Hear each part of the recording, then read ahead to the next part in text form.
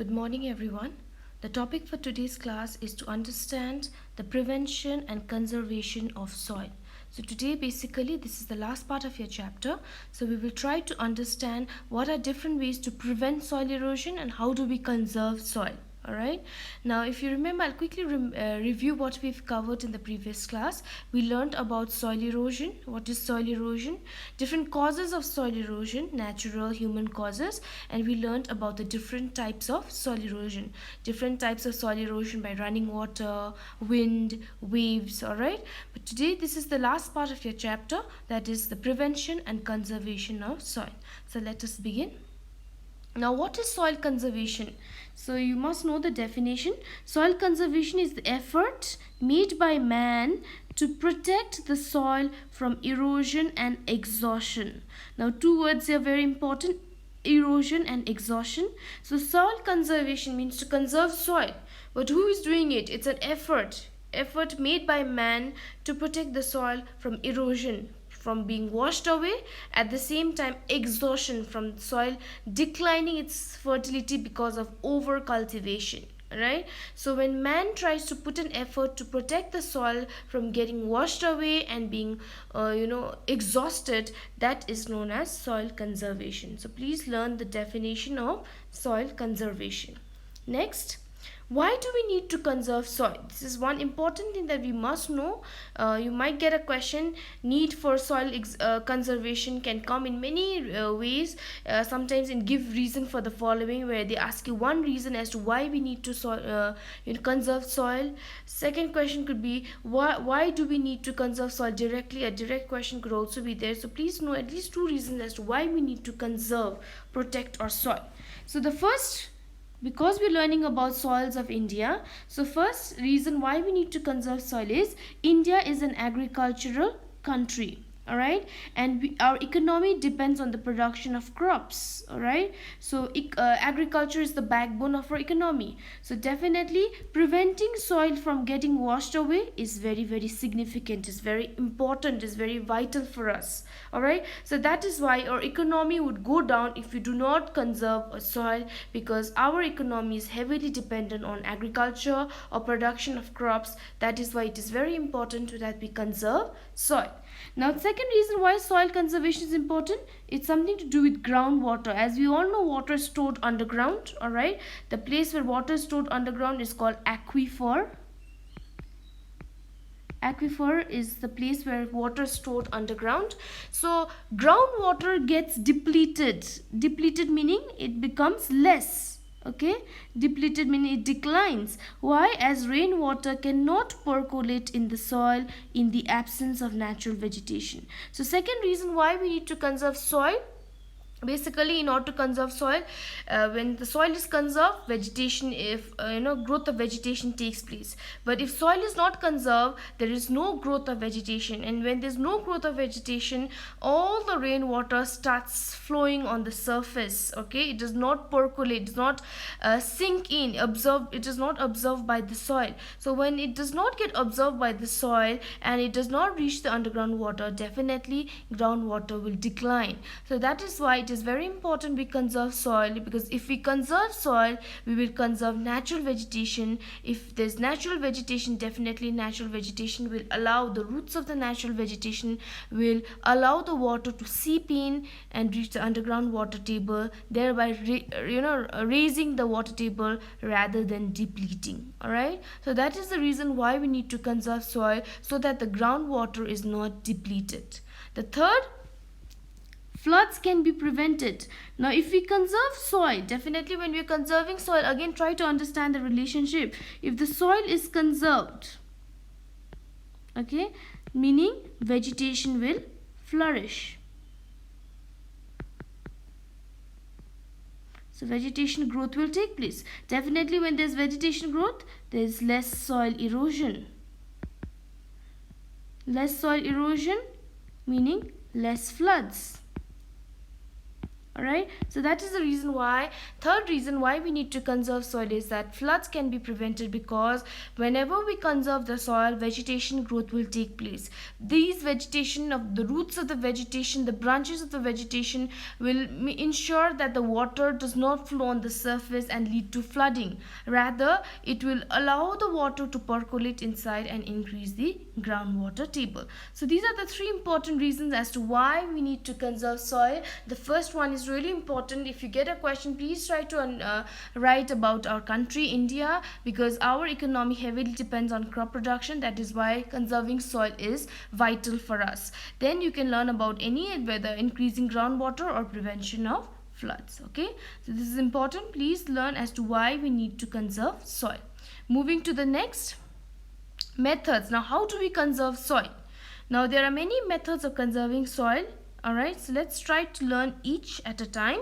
The first is something to do with vegetation. So we'll try to see few terms related to vegetation. The first important is afforestation. Now you have to learn the definition of afforestation. Afforestation is a process of growing trees in an area where there is no forest cover. It's a completely new land with no forest cover, and when you start growing trees, that is known as afforestation. Alright, now second question that you often get, afforestation should be practiced extensively. So why should we practice growing trees extensively, meaning on a larger scale? Okay, extensively on a larger scale. So let's look at reason as to why growing trees on a larger scale is important. First reason is because the roots of the trees bind the soil and prevents from soil erosion. So if you look into the picture here, how the roots of the trees bind the soil here, alright, and they prevent soil from getting washed away. Second reason is trees and other vegetation obstruct the flow of water on the surface, hence reducing the velocity of water. So if you look here, this picture where there's no vegetation, more runoff, okay, less percolation. More runoff meaning all the water is more, running off on the surface. Very few seeps inside the soil. But if you look into this picture, there is vegetation. With this vegetation, the rain starts falling through the branches, it goes through the trees, and then it gets absorbed to the soil. There is less runoff, more percolation. Okay, so that is the reason why afforestation has to be practiced extensively on a larger scale, so that there is less runoff and more percolation. And the third reason why afforestation is important, trees also enables great amount of percolation of water in the ground, increasing the underground water table. So the third reason is because when there are more trees, there will be less runoff on the surface, more will be absorbed by the soil and increases the underground water table. And this picture clearly shows us how more percolation takes place, increasing the underground water table. So these are three reasons as to why we should practice growing trees in an area where there is no forest, that is afforestation, on a larger scale. Alright, because growing trees is important because the roots of the trees help to bind the soil. More trees will obstruct the flow of water on the surface.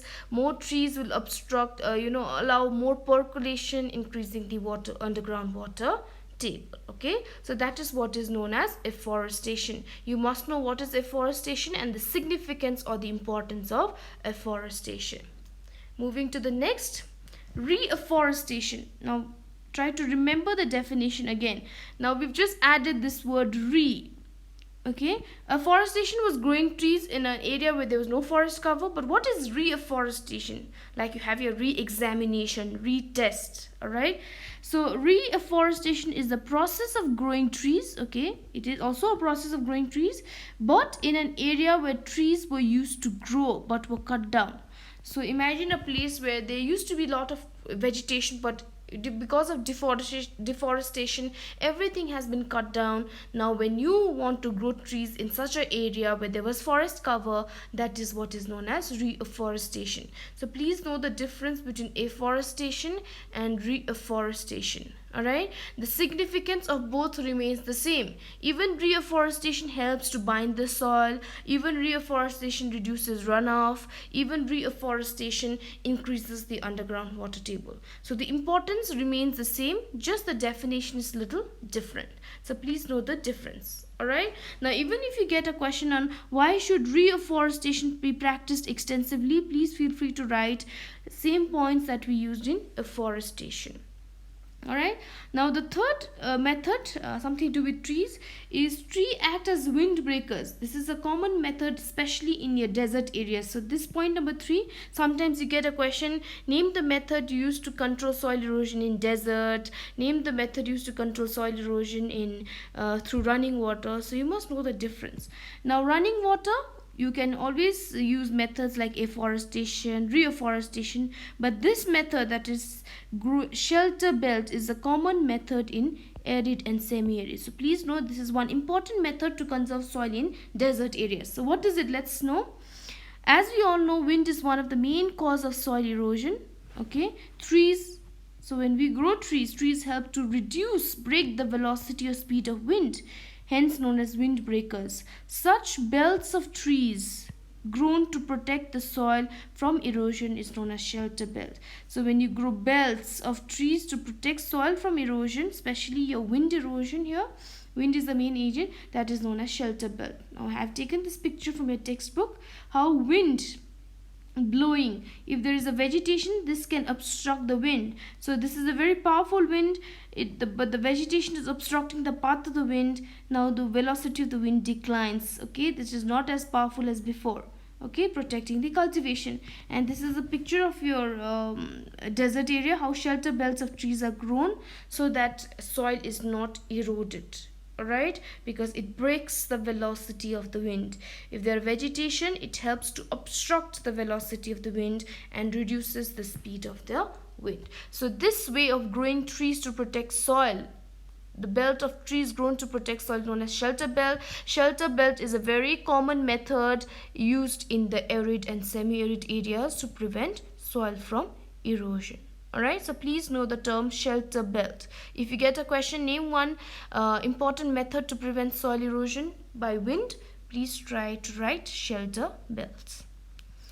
Now the second category of conserving soil is practicing proper farming techniques. Now if you remember, when we were learning about the causes, we learned that because of improper farming techniques like shifting cultivation, overgrazing were one of the main causes of soil erosion. So in order to conserve soil, we must inculcate habits of a proper farming techniques have to be practiced so that soil is protected. Now what are some of the proper farming techniques? The first important farming technique is your terracing.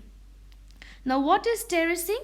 Terrace, step-like structures created along the hill slopes.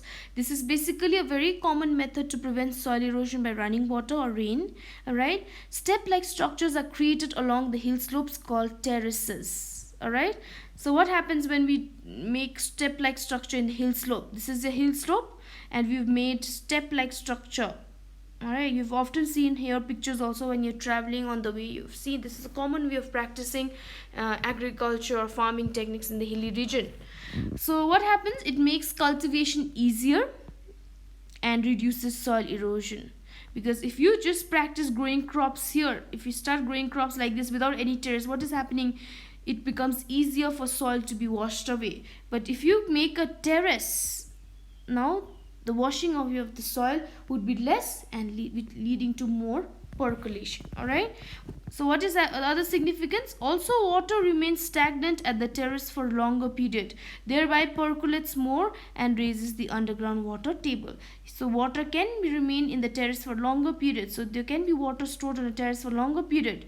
So this water can again percolate in the soil and again increase the underground water table. Alright, now I've added this here. This is important common method to prevent soil erosion by running water. You often get two methods to control soil erosion by running water: terracing, okay, afforestation, reforestation. These are all methods to prevent soil from running water, whereas shelter belt is by wind. Alright, so this is what terracing is, making step-like structure so that cultivation is easy, it reduces soil erosion and even lead to increase in percolation as water remains stagnant in the steps for a longer period of time. Alright, the next farming method, contour plowing. Okay, so what is contour plowing? Contour plowing is, this is the second farming techniques, plowing of sloping land parallel to the contours. So if this is your contours, all right, so when you grow parallelly, I'm sure you've seen, this is how you grow your crops. If this is a hill slope, this is how you grow your crops parallelly. This is what is known as parallel to each other. Okay, so what happens when we grow parallel? The flow of water is obstructed. If you look here, when the water tries to fall down the slope, it is obstructed by this contour. All right, again it tries to flow, it is obstructed. So what happens? This leads to more water percolating in the soil, again increasing the underground water table. Again, this is a very famous method of controlling soil erosion by water or running water. Alright, so contour plowing means plowing of sloping land parallel to the contours. Okay, so when you grow crops parallel to each other, that is what is known as contour plowing. Importance of contour plowing: it obstructs the flow of water, less runoff, and it leads to more percolation in the soil. Alright, so that is what is known as contour plowing. Next, strip cultivation. Now what is strip cultivation? It is the process of growing different crops on parallel narrow strips of land as per the season. So basically growing on strips. This is a strip of land parallelly. Okay, this is what is known as parallel. So when you grow crops, if this is your land, this is how you grow parallel to each other. Okay, narrow strips. So what is happening? These crops are harvested at different time periods, thus protecting each other from wind. This is again a very famous method to prevent soil by wind. So if you grow crops basically parallel to each other and each have their own harvesting time, okay, they all don't grow at the same time and are not harvested at the same time. Like for example, look here, crop A is ready to be harvested, whereas crop B is still in the growing process. So crop A is giving a protection to B. Even if the wind gets, is blowing, this crop A protects B. Similarly, again crop A protects B. Alright, so this process of protecting each other, because these crops are harvested at different time periods, that is what is known as strip cultivation. It's a common method of soil erosion by wind. Okay, so practice in areas where this wind is one of the most important agent of soil erosion. Please know the diagrams, because sometimes you can get a question where they give you the diagram and you're asked to name the method of farming, and various questions attached. So please know the diagram as well. Don't just learn the meaning or the advantages, just try to understand and observe the diagram as well. Moving to the next, third way to prevent soil is to put a restriction on grazing. As we've already learned what is grazing and how overgrazing can lead to soil erosion, so it is very important that we put a restriction, we humans, because soil conservation is the effort made by humans. So we have to put an effort to put a restriction, ban on grazing, because plant growth is restricted due to grazing. So the growth of the plant is affected when the grasses are eaten, all right, because the soil gets exposed. Overgrazing destroys vegetation and converts into barren land and empty land, which is not suitable for cultivation.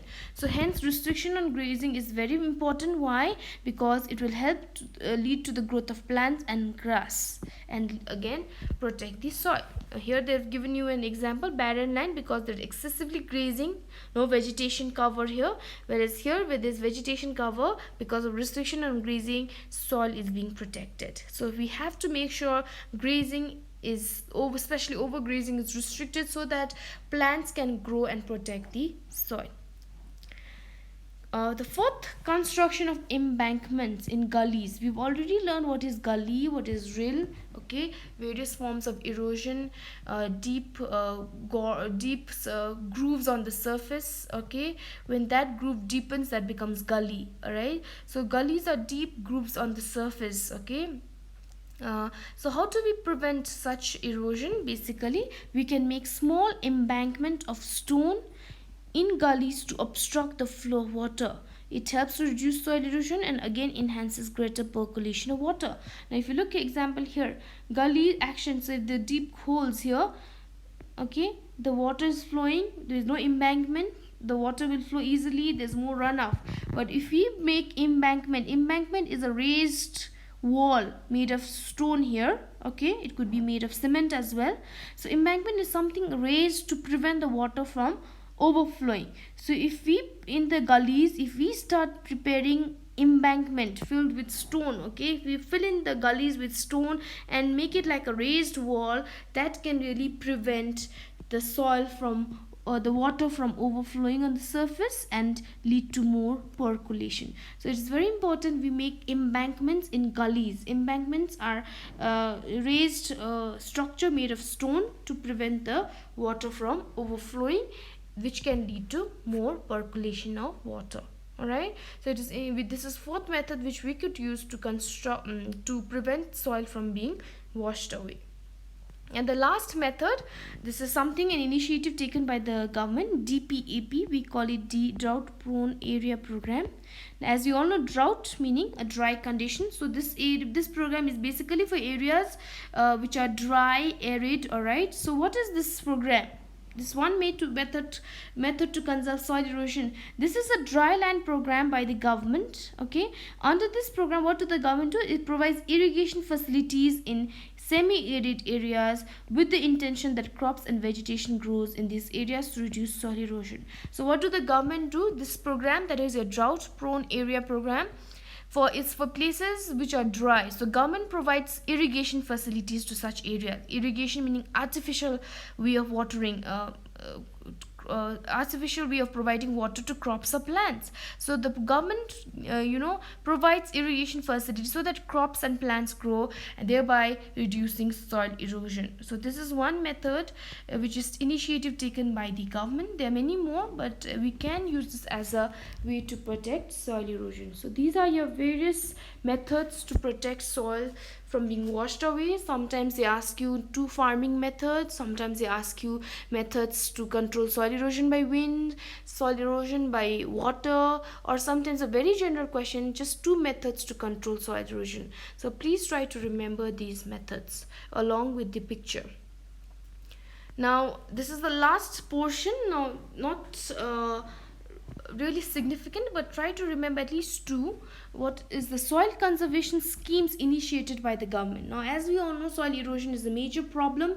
India being an agrarian country, conservation of soil is one of the basic essential that we need to work on. So keeping this fact in mind, central and the state government are striving very hard to minimize the loss of soil by soil erosion by implementing various programs. So one such program is the reclamation, meaning to regain, review and development of ravine areas. So what are ravine? Ravines are the extension of gullies. Okay, so real erosion, when it becomes more prolonged, it becomes gully. Gully, when it becomes more, it becomes ravine. Look at this. This is a deep gorge. Okay, deep gullies are known as ravines.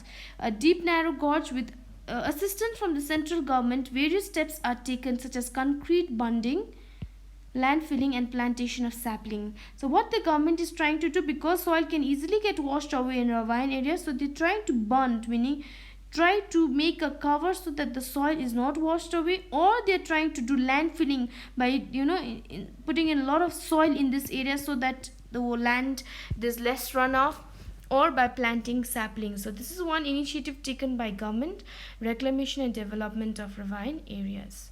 Second, the government has put a restriction on shifting cultivation. As we all know, shifting cultivation is mainly practiced in the tribal regions of northeastern states, India, Jharkhand, Chhattisgarh. So government has been started various programs that has been undertaken to resettle the tribal population with better and alternate employment opportunities. So government is trying to attract these tribal people by giving them better alternate employment opportunities, so that shifting cultivation is banned. Okay, making people are aware of the forest cover, and we all know what happens in shifting cultivation. They clear a plot of land, move to another land, cultivate. That land is left empty. So when the land is empty, definitely soil erosion is more active where there's no vegetation. So government is trying their best to encourage the tribal population by giving them alternate employment opportunities and making them aware of the forest cover. Even the Food Security Act,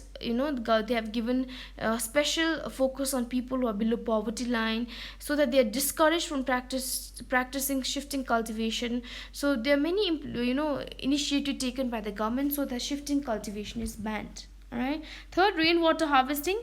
This is method of storing water. Okay, rainwater harvesting is meaning catch when it falls. That's the tagline, meaning when you catch the rain when it falls and store it. Okay, so this way what happens when you store it, less surface flow. All the rainfall will not flow on the surface because you're storing it.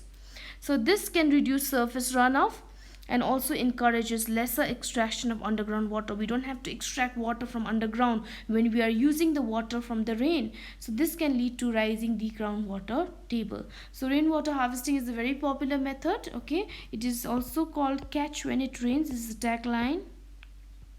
Sorry, catch when it falls. So basically you're catching rainfall when it falls, storing it and using it for many different purposes. Use of biofertilizers in cultivation is also one method. Biofertilizers is substance. This is all given in a textbook. Please try to refer. Page number 124 is a substance which contains living organisms and can lead to plant growth. So we need to focus on plant growth because plant can really reduce soil erosion. So we can use, government has taken initiative to encourage using of biofertilizers in cultivation. And the last one initiative taken by the government, integrated watershed management program, where the main objective is to restore water, okay, conserve soil, vegetation cover and water. The main aim of this program is to make sure the soil is being protected, vegetation is being protected and water, so that soil is being prevented from running off. Alright, so these are few initiatives taken by the government. Just try to know two initiatives. What are the initiatives taken by the government? You may refer to your book for more explanation on these. Alright, now here are a few questions for you to solve. What is soil conservation? Please try to read the question very carefully. Question number 1. What is soil conservation? How does reforestation help in soil? Question 2. Name 2 farming methods. Question number 3. Meaning you have to just give one reason. The first question is, why do we need soil conservation? Why do we need to conserve soil? Give a reason, meaning you give one reason. Second, reforestation should be practiced extensively. So one reason why reforestation has to be practiced extensively. Third, man is largely responsible for soil erosion. So one reason how we are largely, what do we do? Talk about various activities, human factors of soil erosion.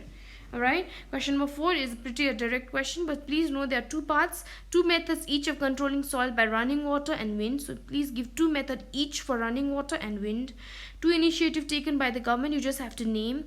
And the 6th question, that's the last one, define afforestation, 2 importance of afforestation.